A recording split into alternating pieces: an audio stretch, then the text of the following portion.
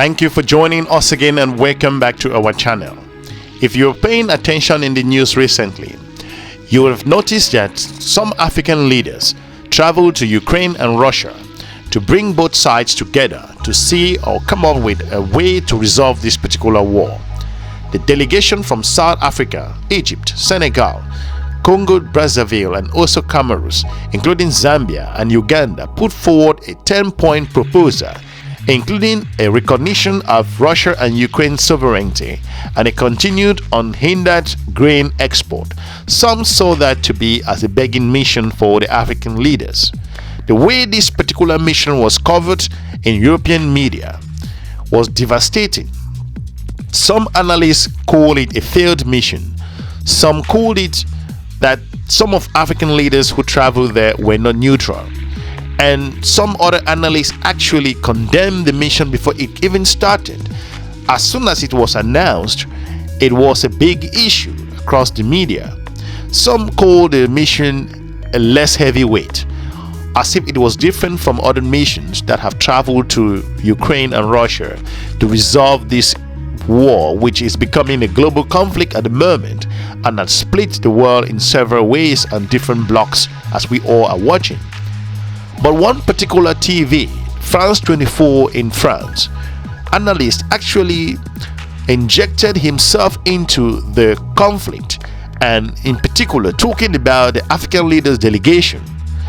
He rubbished their effort. I think Africa is trying to step up to the plate to also enact its influence in the global community and to see how they can make an impact with regards to global issues. Whether you like it or not, Africa is a very important part in the world today, and African nations are beginning to recognize themselves in terms of contributing in several other ways. The continent has emerged, and we do have countries that are making significant contribution, not just from natural resources standpoint, but from other very important areas. The African group consists of 54 member states, which is about 28% of all United Nations members, and is thus the largest regional group by number of member states. Whether you like it or not, if not now and in the future, Africa will have a significant role to play with regards to decision making. As we all have heard, several African leaders have been calling recently for the United Nations Security Council to be reformed and for Africa to have a place and a major voice in the Security Council. Going back to this particular journalist, I'm going to allow you to listen to it in a moment, but if you listen to this particular complexity that's involved, we expect that the journalist should be able to analyze it without injecting himself into the effort made by the continent. We all appreciated what African leaders did, their commitment and their role they are trying to play. Not just that Russia and Ukraine grain goes just to the continent of Africa. There are other countries around the world that benefits from it. South African leader is well known to have mentioned that they were going there to actually let Russia and Ukraine know that they should open the Black Sea port for grains to be exported to regions that actually needs it. It wasn't a begging mission. Let's listen to what the France 24 journalist actually said with regards to his own analysis, and leave me a comment on the comment section, and we will join you on the other side. Speak to our international affairs commentator, Douglas Herbert. Hello to you. Hey, Doug. There are some critics over this delegation. Some say it's the wrong group, and some say it's at the worst time. Why is that? Well, you're right. The critics have been unsparing, and the critics mainly, obviously, Ukraine, but also in the U.S., Europe, members of NATO. What have they been saying? The criticism ranges from this is a laughingstock mediation mission, mediation in quotes, to they have absolutely no leverage compared to the real global powers such as China, which could have some bearing on this conflict if it really had the will, or the political will, to they are not neutral. This is where the criticism is. I'll start with the we are not neutral plank. You have 6 nations taking part in this mission. And what's interesting is while more than a dozen African nations failed to condemn the Russian invasion early in the days last year, UN resolution. 4 of the nations on this mission abstained from that resolution condemning Russia's invasion. So you have one of the biggest ones, if not the biggest one, South Africa. You have Senegal. You have the Republic of Congo, and you have Uganda. Those 4 nations, that is 4 out of the 6 on this team, refused to vote, abstain from condemning.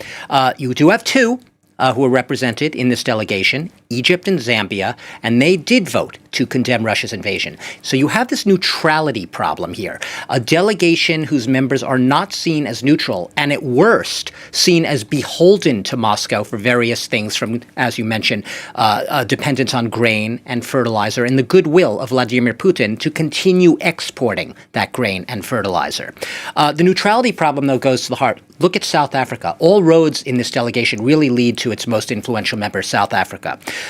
Last month, you had the U.S. ambassador to South Africa essentially accusing Pretoria of supplying Russia, loading up a Russian boat at a port in South Africa with weapons and ammunition for Russia, which would suggest that it's not too neutral in this conflict. Obviously denied by South Africa, but they are investigating it right now. You have had further accusations that South Africa has not been an entirely honest broker when it comes to its chumminess with Vladimir Putin, that has been more willing to give the benefit of the doubt to Vladimir Putin in this conflict. That is a very big factor. So the economic factors, that dependent on grain and fertilizer, Russia's goodwill, the sense of this is not exactly a neutral group of nations here, and the sense that they are really small fry, that unless the global powers with more vested interests really get involved in this, they won't be able to do anything. The African powers, the critics say, should try to solve their problems at home right now. There's a raging civil war in Sudan. Perhaps they can start there. These talks taking place in St. Petersburg after the annual economic forum in the city. What are you expecting from Saturday's talks? Very little. And that's not me being just, editorializing and cynical. I say very little because Vladimir Putin himself has signaled and explicitly said in recent days, basically that the Ukrainian offensive is already being essentially crushed, that it has zero chance of success. So the line right now being pushed in the state-run Russian media is that the Ukrainian counteroffensive, as it's being called, is essentially over before it started. Obviously a line that Ukraine would take sharp exception with, and does take sharp exception with. Putin, obviously, the African leaders are coming to Putin with this notion. I sort of see it as a false equivalency notion, that both sides, in theory, are ready to sit down at the table and negotiate honestly and in good faith. Now, look back at the Minsk agreements. All the sides went to the tables with the same sort of notion in their head, that all sides would negotiate in good faith. And the critics would say Russia not only wasn't in good faith, never negotiated. One of the premises of the African delegation's so-called mediation mission is that Russia should withdraw its troops from the territories it has captured since February 2022 last year. That's nearly 20% of Ukrainian territory it occupies. There is not a snowball's chance in hell, given what Vladimir Putin has been saying in recent days, weeks, and months, that the Russians are ready to accept any withdrawal from the territory that they have taken. So that is another reason why the very premise of this peace plan is already very flawed. It is sort of has its DNA, has a real mutation in it. It's just not going to work. What are Ukraine's allies in NATO, the U.S., Europe saying about the mediation effort? Officially, the U.S. and Europe and NATO aren't going to dismiss it out of hand. Officially, they are being cautiously supportive. That's the most diplomatic language you can use. Cautiously supportive. But look, privately, off the record, of course, I think they basically would agree with a lot of what I was just saying, that this mission has absolutely zero chance of bearing any fruit whatsoever. Wrong group, wrong time. And also that this comes on the heels. Remember, NATO ministers just met this week to prepare that big summit in Vilnius next month in mid-July. And while they're ruling out letting Ukraine in as a NATO member in the near future, they have vowed as support as long as it takes in terms of supplying political support, weapons, and ammunition that Ukraine needs, and even training pilots for those planes. The West right now is trying to push as much as it can, as long as it takes is still the official language, to ensure that Ukraine has the best chance of capturing as much territory to put it in the best possible negotiating position when and if the time comes to negotiate. That time is not here yet, which is why for most in the West, this African mediation mission, I say once again in quotes, is premature. Hopefully, we'll be able to inform you with regards to different perspectives as to how the mission to Russia and Ukraine by African leaders was seen by some European media. However, there were other media that were actually just in the way they approach their analysis. But from France 24, it's unbelievable based on that individual's analysis, as he actually condemned and also rubbished the mission even if before it began. I mean, rubbishing the mission before it even began and as soon as it was announced, calling it less weight and less important, no significance and other things. Well, we shall be seeing on how things will transform in Ukraine and Russia in the next couple of months and years. And as this war prolongs, it will not end the way people think. I think no matter how long the war takes, every conflict around the globe ends on the table. Thank you for watching. If you are new to this channel, we encourage you to check some of our informative videos on this YouTube channel. We are looking forward to meeting you again in our next episode. Have a good day. Bye-bye. We've just attended the African Union Assembly Heads of State meeting, which has in many ways gone well.